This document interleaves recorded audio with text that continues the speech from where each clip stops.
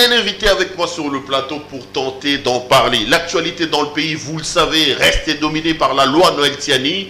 On tentera d'en parler. Mais aujourd'hui, je vous proposerai qu'on fasse un focus sur l'évolution de l'état de siège. Vous le savez, ça fait un temps que M. Tshisekedi a lancé l'état de siège. Quels sont les fruits? Pourquoi l'état de siège n'a-t-il pas été décrété au Sud Kivu? Il y en a qui pensent que l'absence de l'état de siège au Sud Kivu pose problème et voudrait bien attirer l'attention de la République sur des actes de barbarie atroces qui se commettent actuellement dans cette partie de la République. On parlera un peu de l'Est de la République avec quelques propositions de solutions pour tenter finalement de sortir cette partie de notre pays de cette sorte de bourbier d'insécurité dans lequel on est plongé. Un invité dans cette émission, quelqu'un que vous avez déjà vu plusieurs fois avec moi, M. Bélard Mbouyi. M. Mbouyi, bonjour. Bonjour Péro Louara. Un des meilleurs de sa génération, qui a été dans la presse, qui a été dans des cabinets politiques. Maintenant, vous êtes dans quoi? Dans l'écriture? Vous écrivez? Bon, on est journaliste à vie, mais là, vous êtes dans quoi exactement? Si je suis toujours dans la presse, parce que je présente toujours une émission musicale sur Univers Groupe TV. J'écris également aussi. J'écris présentement un livre sur les Grands Lacs, qui est une des régions de prédilection pour moi. J'ai un livre que j'ai déjà terminé d'ailleurs. Oui, bon voilà quoi. Et puis j'essaie de me lancer dans d'autres challenges personnels, voilà, dont je parlerai quand les choses seront vraiment échues. Quand le moment viendra. L'actualité, c'est quand même Laurent Mosengo Passigna qui sera porté en terre aujourd'hui. Un homme qui était à la fois politique mais aussi religieux. Vous l'avez connu, que ce soit à la conférence nationale souveraine, que ce soit après, avec le CLC et les autres faits. Quelle est l'image que vous gardez du cardinal Laurent Mosengo Passigna? L'image d'un grand homme en tout cas, d'un prince de l'église exceptionnel, d'un homme particulièrement doué déjà sur le plan humain, un homme qui a su franchement défendre un idéal, l'idéal de l'état de droit, un prince de l'église qui a été le défenseur du petit peuple face aux puissants, qui n'a jamais eu peur de quoi que ce soit, depuis qu'il était simple prêtre jusqu'à ce qu'il est devenu cardinal, primat de l'église du Congo. On regarde de lui vraiment un immense souvenir de ce côté-là. À mon avis, c'est un peu notre Desmond Tutu, toute proportion gardée. Mais on dit de lui aussi qu'il n'a pas su faire la différence entre l'église et la politique. Certains de ses détracteurs disent que Mosengo n'a pas su rendre à César ce qui est à César et à Dieu ce qui est à Dieu. Mais non, la mission prophétique de l'église la pousse effectivement à réagir lorsque les fidèles, lorsque les brebis sont en désespoir. On ne peut pas être des églises comme celles qu'on voit aujourd'hui fleurir dans le pays, où les pasteurs se complaisent à vivre la vie de luxe, se taper des maisons avec piscine dans les quartiers huppés, tandis que leurs fidèles sont en proie à la misère ou à des injustices galopantes dans le pays. Et ils se taisent, ce n'est pas normal. La mission prophétique de l'Église la pousse effectivement à réagir pour que les droits des plus faibles puissent être défendus. Et Mosengo a valablement joué ce rôle. Ok, Mosengo, que son âme repose donc en paix. Bélard Mbouyi, l'actualité dans le pays, c'est la loi Noël Tiani. Vous savez que Noël Tiani était porteur d'une idée qui s'est transformée en proposition de loi portée par les députés de Nsingui Pouloulou. Il faut être congolais des pères et des mères avant de pouvoir candidater comme président de la République. Qu'est-ce que vous en dites? On nous dit que ça nous aide à nous protéger contre le Rwandais, contre les Ougandais, contre les envahisseurs, contre les élans de balkanisation qui pèsent sur le pays. Vous en pensez quoi, vous, Bélard Mbouyi? Bon, j'ai la chance d'avoir participé carrément à une émission entière sur la même chaîne qui était consacrée à cette proposition de loi. Donc je ne ferai juste que me répéter. Je suis sensible à tout ce qui est identitaire. À tout ce qui est identitaire.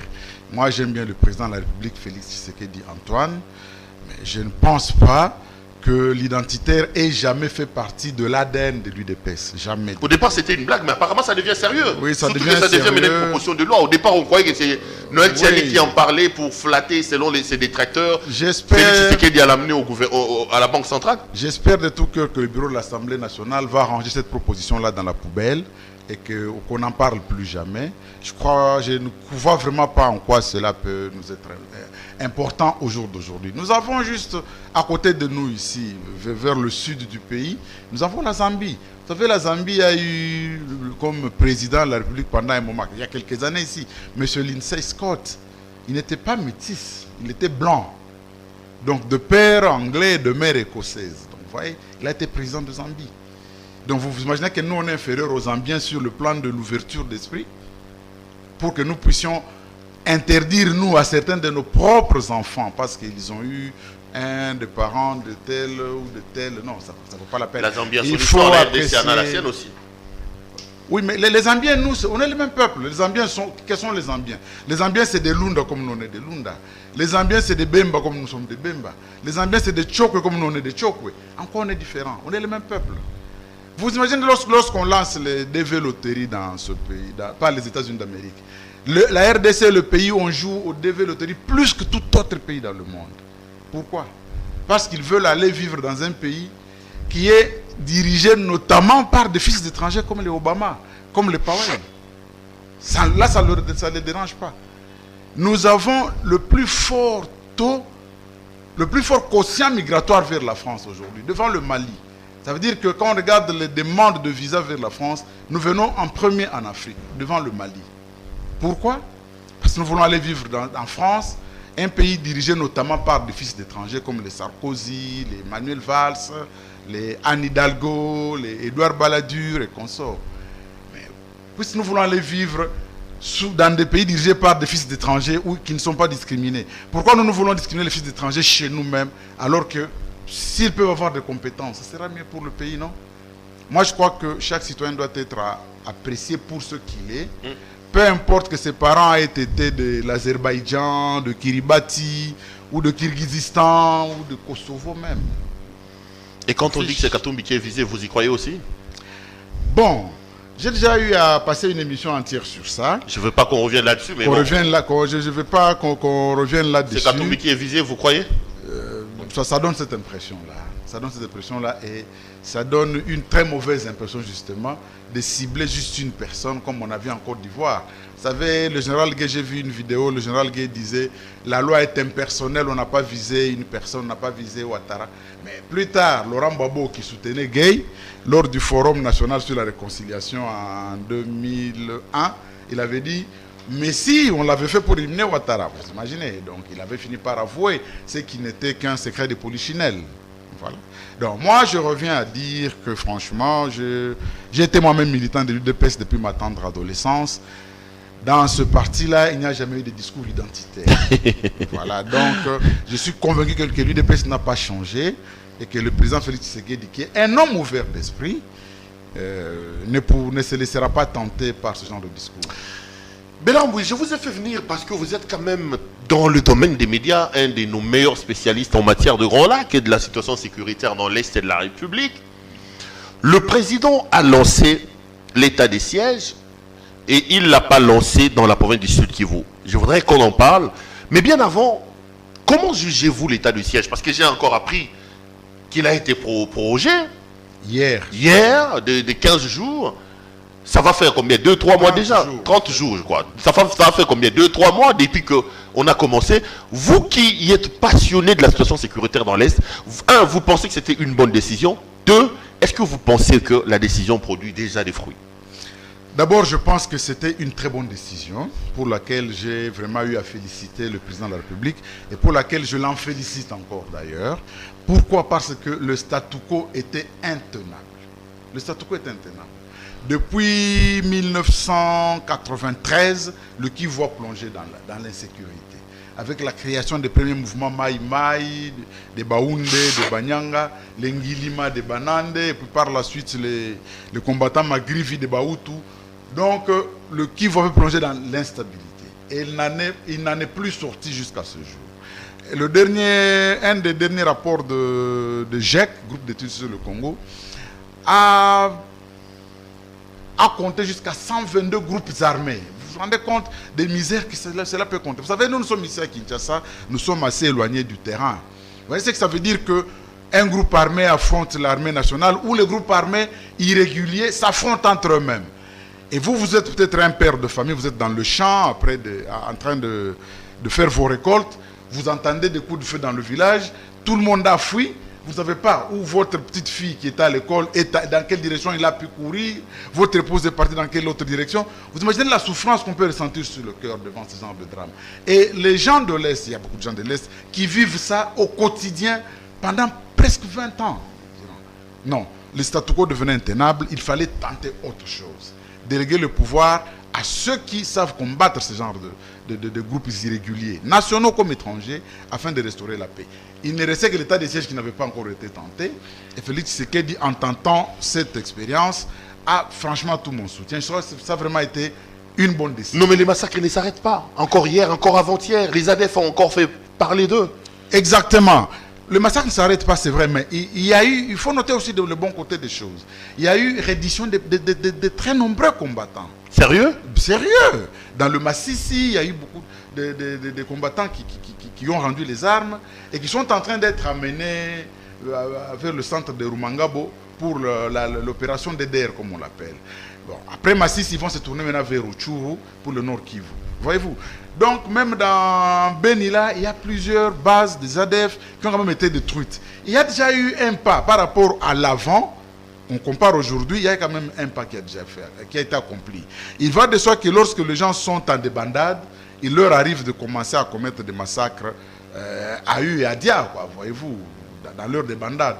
Mais ils n'ont pas d'issue. Ils n'ont pas d'issue. Je crois que les nationaux vont tous finir par comprendre que l'armée ne badine pas. Donc vous voulez dire que l'état des sièges est fructueux à l'heure où nous parlons, contrairement à ce que nous entendons, ou malgré ce que nous entendons, l'état de siège était une bonne chose et qu'à l'heure actuelle, il apporte des fruits. Oui.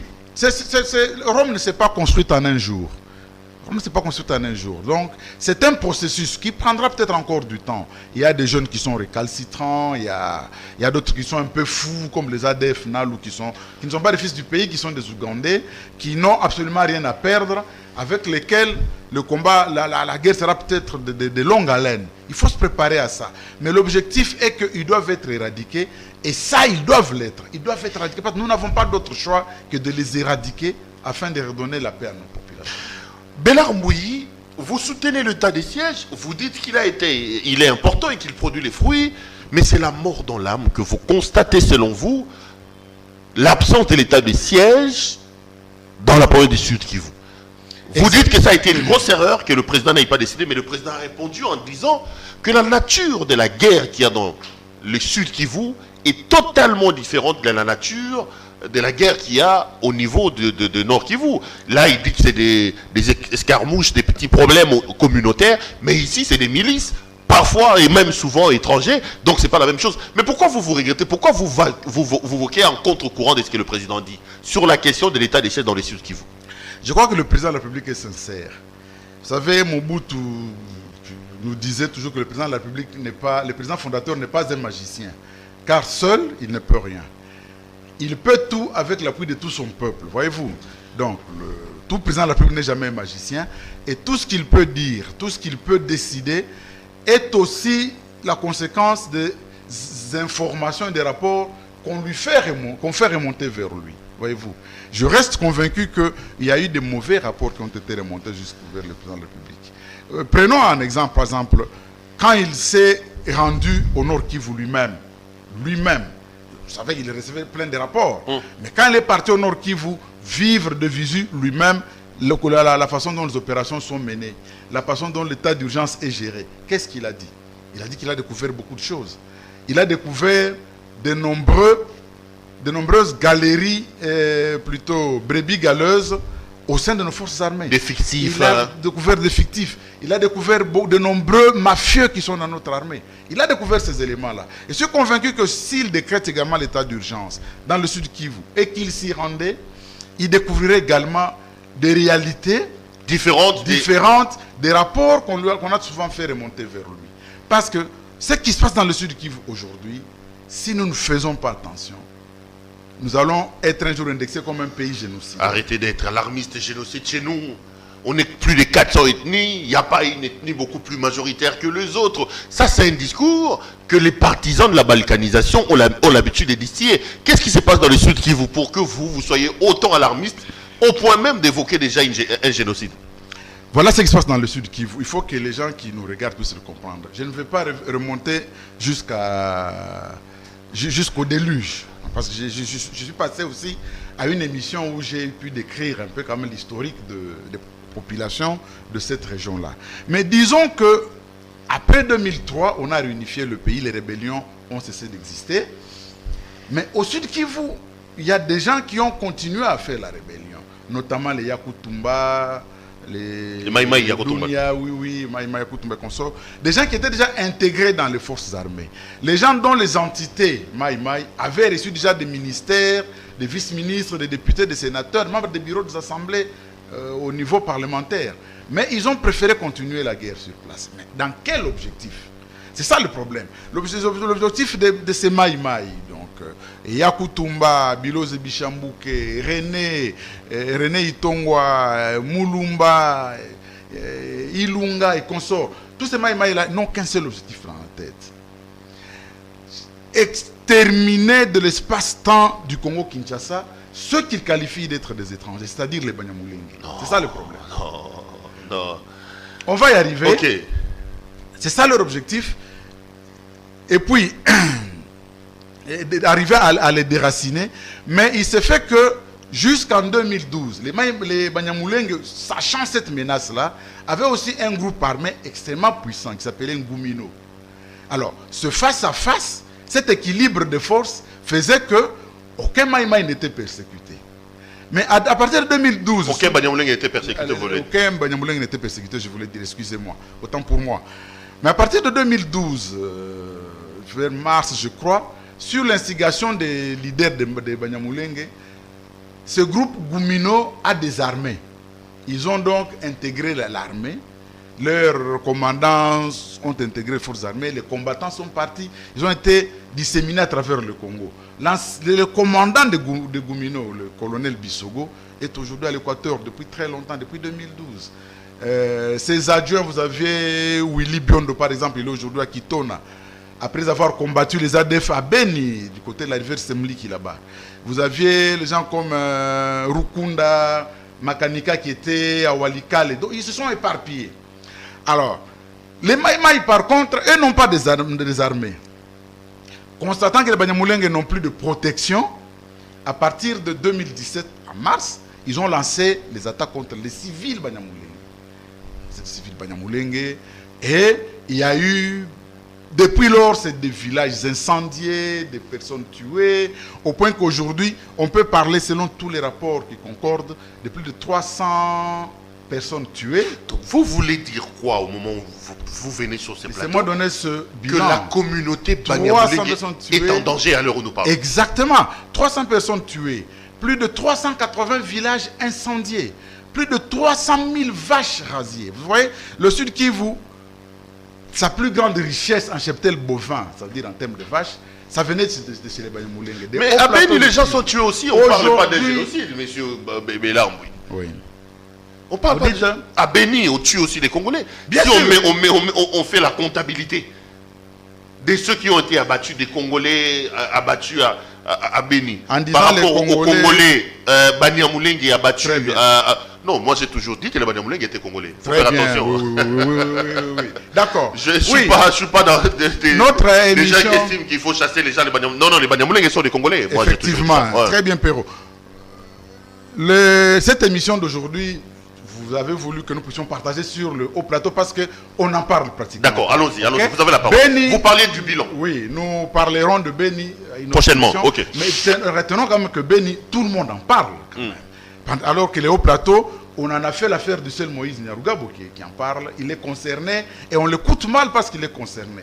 Moi n'étant concerné, ni de près ni de loin, outre le fait seulement qu'il s'agit de mon pays, peut-être je pense que les Congolais peuvent me compter différemment. Donc voilà. Donc je parle de bilan. Et quand je parle de ce bilan, regardez. Il y a ici ce rapport qui a été fait par cette ONG qui s'appelle Agence francophone des écolos, dont les dirigeants ont quand même l'avantage de ne pas être du Sud Kivu. Ce sont les gens du Kasaï, globalement. C'est intitulé « Crime dans le haut plateau de Minembwe ». Que disent-ils, par exemple? On peut lire ici sur le vrai problème. Voilà ce qu'ils disent sur le vrai problème. Le vrai problème est celui que les rivalités ethniques qui ont provoqué le génocide du Rwanda de 1994 et des massacres à haute intensité au Burundi du règne de feu président Dadaye ont connu un transfert vers les provinces du Nord et du Sud Kivu et affectent essentiellement les communautés congolaises Tutsi. Les communautés vivant aux frontières de la RDC connaissent plus que d'autres des particularités. Bon, je laisse ça. La communauté Tutsi Banyamulenge est au Kivu, haïe et bannie pour des raisons dont on imagine mal qu'elles peuvent encore être acceptées à l'orée de ce 21e siècle. Ballottés et poussés à l'errance, s'ils ne sont pas tués, des milliers de Banyamulenge sont fréquemment en exil, réfugiés dans les pays voisins comme le Rwanda, le Burundi, l'Ouganda, le Kenya et dans d'autres pays où l'asile leur est reconnu. Ça, c'est le fond du problème. Quand on regarde le nombre de vaches, par exemple, dont je vous ai parlé ici, voilà ce que ce rapport dit. D'après l'inspecteur de pêche et d'élevage de Minembwe, M. Bikabo, entre 2019 et 2020, 268 096 vaches ont été pillées par le groupe Mai Mai Yakutumba, Biloze Bichambuke, en complicité avec certains éléments de FARDC à Minembwe, Lulenge, Milimba, Nyamga, Kasanga, Kilwinge, Baraka et consorts.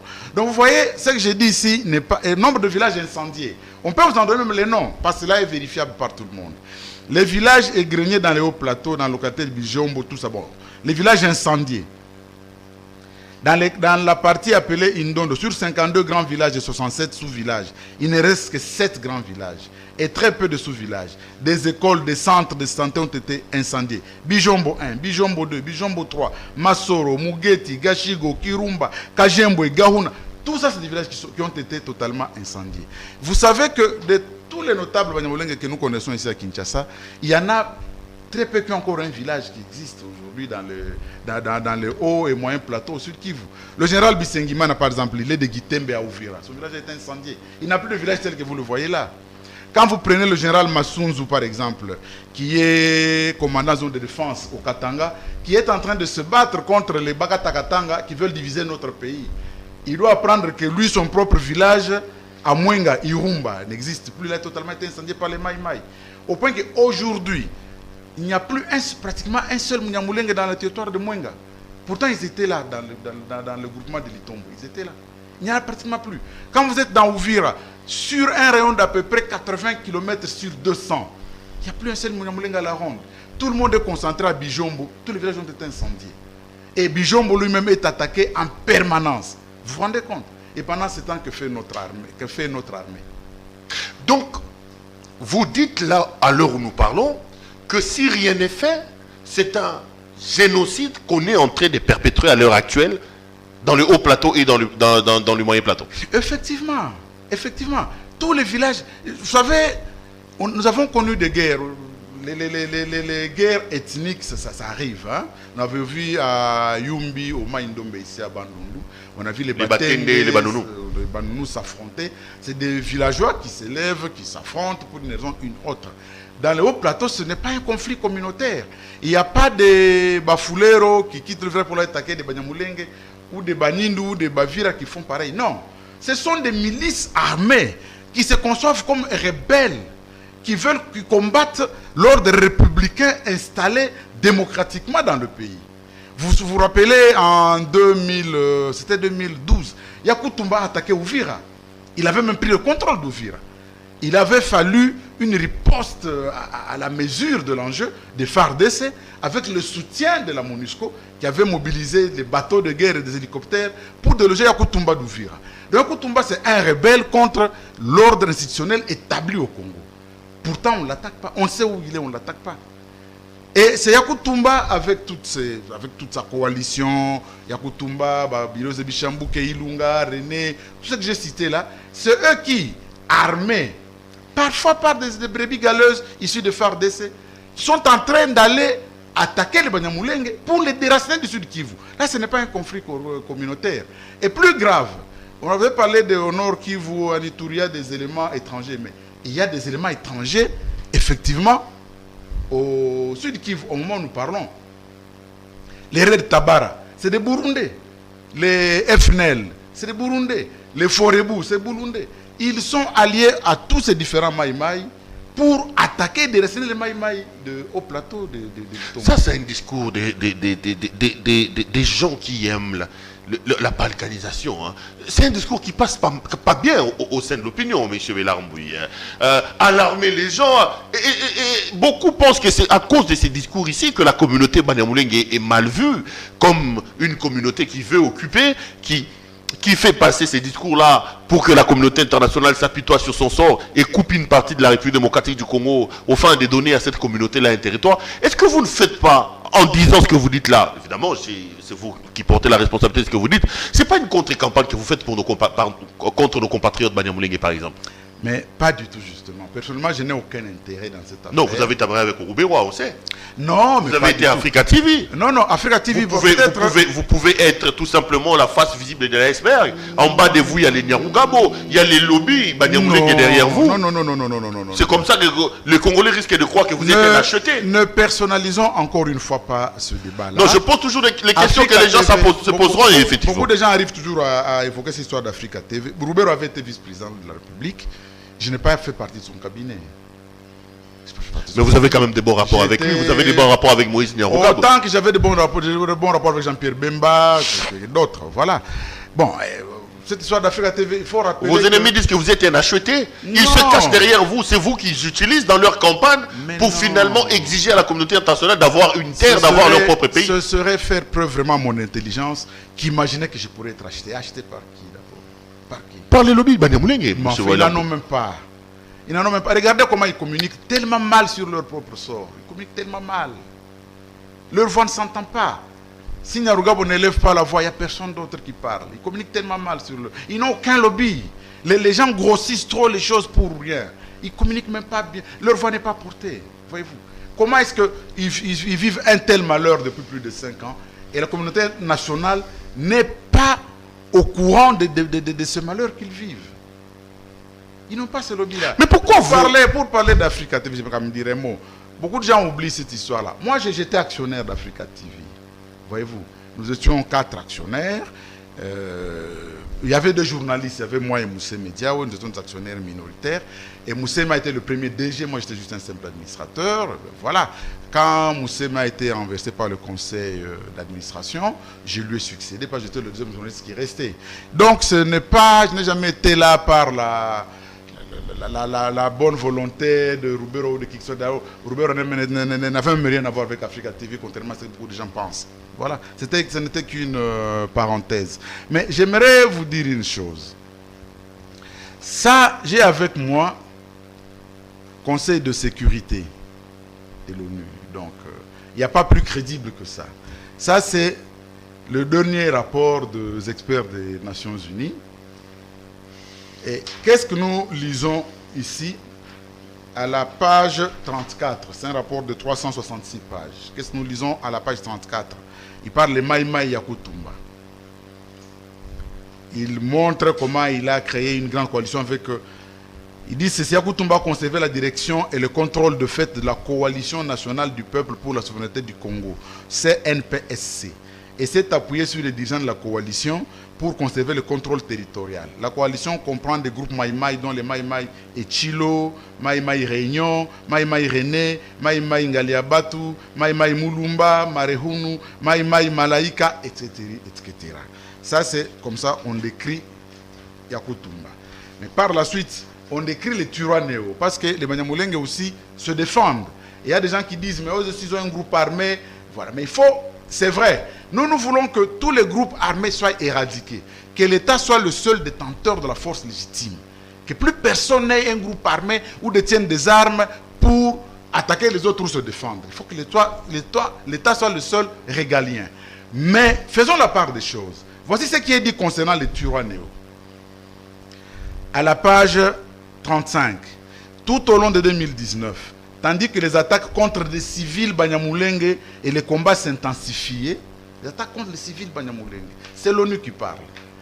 Des groupes et des individus Banyamulenge ont commencé à se mobiliser dans des villages de haut plateau sous la bannière de Turanéo, qui signifie « défendons-nous ». Ils ont essayé de se défendre parce que l'armée qui est déployée là-bas ne fait rien pour le défendre. Vous imaginez autant de villages incendiés, plus de 380 villages incendiés, il y a une force armée qui est déployée là-bas et qui ne fait absolument rien. Vous vous rendez compte? Ça, c'est le rapport de l'ONU. Et voilà ce qui est dit aussi, quelque chose d'extrêmement grave. J'aimerais dire en liminaire que nous ne devons pas, moi-même déjà commencé, par rapport aux autres qui vont me suivre également, ne jetons pas l'opprobre sur l'institution militaire de notre pays, les FARDC. Non, soutenons-la. Mais disons-nous quand même que parmi eux, il y a des brebis galeuses, les mafieux, comme le président de la République a eu à le dire, concernant le Nord Kivu et l'Ituri. Et pareilles personnes se retrouvent également dans le Sud Kivu. Et ils enveniment vraiment la situation. Bon, parlons justement de la question des gens qui enveniment la situation. J'ai quelques deux sons ici, que beaucoup qualifient quand même de sons très très très dangereux, qui font la promotion de la haine. Le premier qu'on va peut-être suivre, c'est celui de Mbanda. Honoré, par exemple. Honoré Mbanda, Zamboko, qui est décédé il n'y a pas longtemps. Je préfère qu'on mélange un peu le tout. Est-ce que possible, ça va être possible, je vais demander à mon réalisateur. On suit les premiers sons, on suit les deuxièmes sons, et puis on va commenter quand même par rapport à ça. Si la réalisation est d'accord avec moi, on suit d'abord Honoré Mbanda et l'autre son. Et puis le après, chef Maïmaï. Le chef Maïmaï. Et puis après, on viendra pour aller vers la fin de cette émission. Croix-Rouge wana azali na possibilité ya ko vérifier. Mais ce qui Croix-Rouge kuna bimisi communiqué ya modèle oyo. Elingi koloba ke ba nyoka wana ya ba banyamulenge ya ba Rwandais basi ba kotela nini Croix-Rouge oyeze na Australie. Po bande konangai bino boye bakate. Soki lelo bozolo wa Rwanda mboka moke, c'est vrai. O kabamo susuame ba Rwandais bino botiki bango bakoti na mboka memba koteli biso et ainsi de suite. Bande konangai boye bake batuana bakotela biso seulement te bakotela mokili mobimba. Bino kila Kongole ajitowe apiganie nchi. Na ule angali na jiweka pamoja na Mtusi wala pamoja na Mnyarwanda, atasagiwa hadi mwisho. Atasagiwa kama vile viko banasaga mihindi mumule. Tunashukuru Mungu adui kujifichua, kwa maana wanafichama sana. Si tuko tunashukuru ile kujifichua, kwa maana ile kujifichua kwao ale na sisi tunapata ndani turu ya kubakamata na kuwasaka kote kwenye biko. Hakuna tatizo, Mungu abariki, tunashukuru kwa maana hakuna kinazidia Mungu. Naomba wakongomani, zone Fizi, zone ya Uvira, Kongo nzima, muachane na mambo ya makabila. Kama uko jeshi uko unapigania inchi, unapigania inchi, upiganie kabila. Kama uko mfanya siasa, unatumikia inchi mzima, upiganie kabila. Ya Kirega, ya Kinyindu, ya Kisha, ya Kivira, ya Kifulero, ya Kiluba, ya Kikasai, hapana. Unatetea ndo inchi ya Kongo. Na tuteteye inchi ya Kongo. Tusikuwa tunafanya madeklarasio ya buchuruzi, ya kuchuruza vichwa vya batu. Hapana.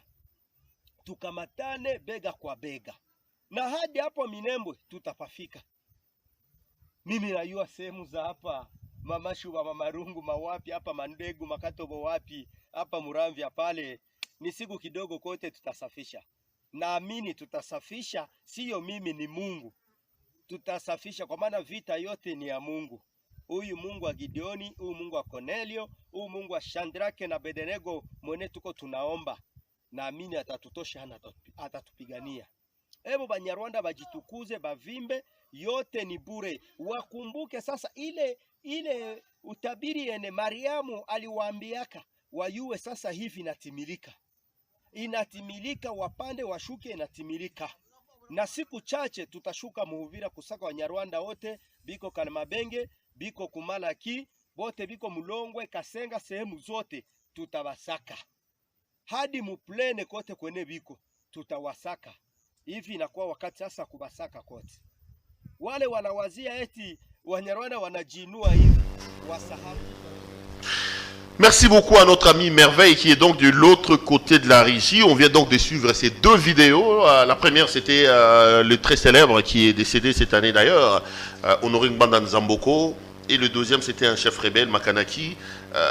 bon, les amis, que vous le vouliez ou pas, la violence des propos qu'on voit dans cette vidéo-là, si on est congolais et pris d'épée, on doit quand même condamner. Mais là, c'est quand même grave ce qui se raconte dans cette vidéo. Ça me rappelle un peu la radio d'Émile Colline.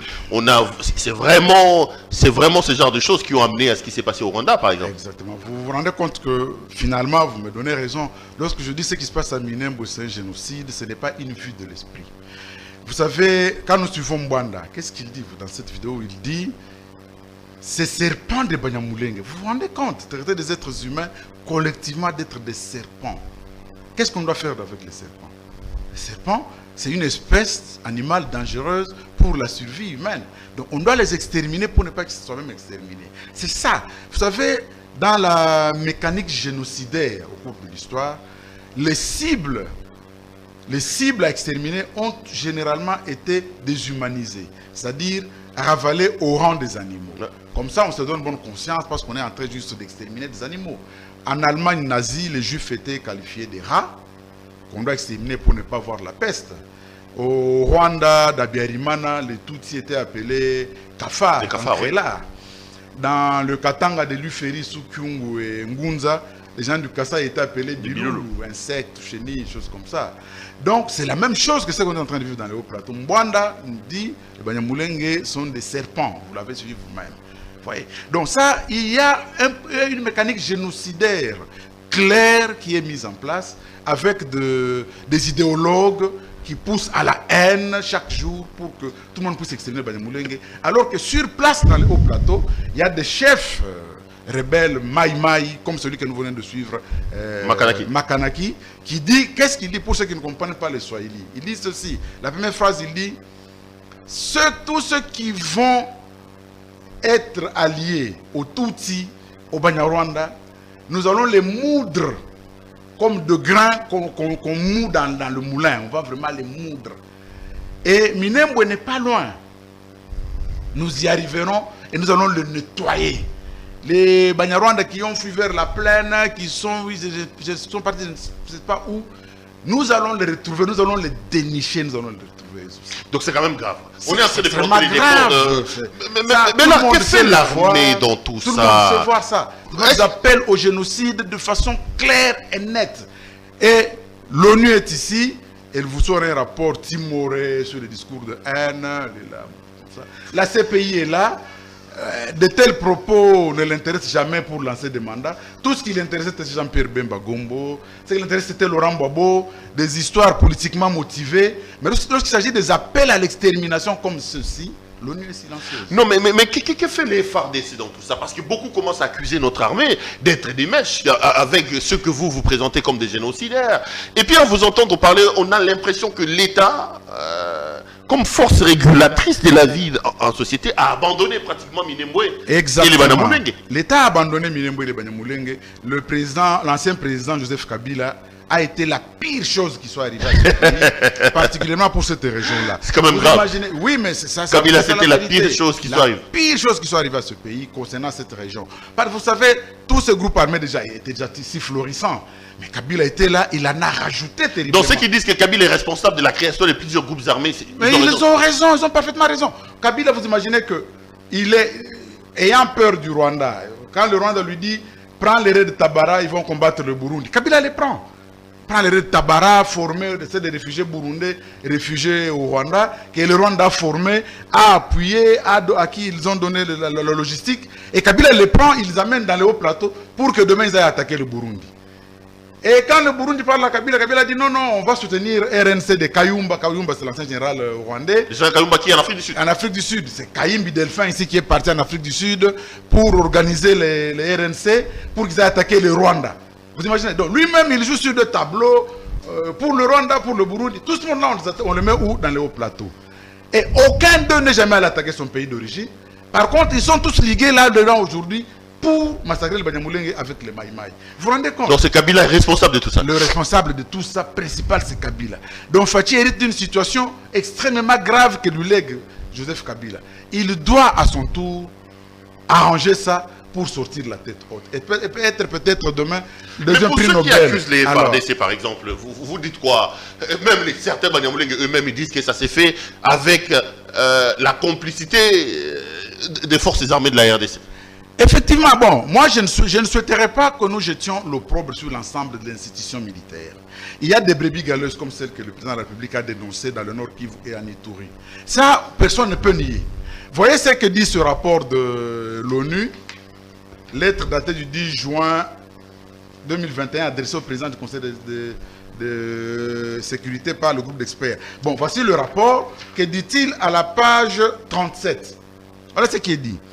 Plusieurs membres de FARDC étaient également de connivence avec des groupes Mai Mai lorsque ces derniers ont attaqué des villages Banyamulenge et volé du bétail.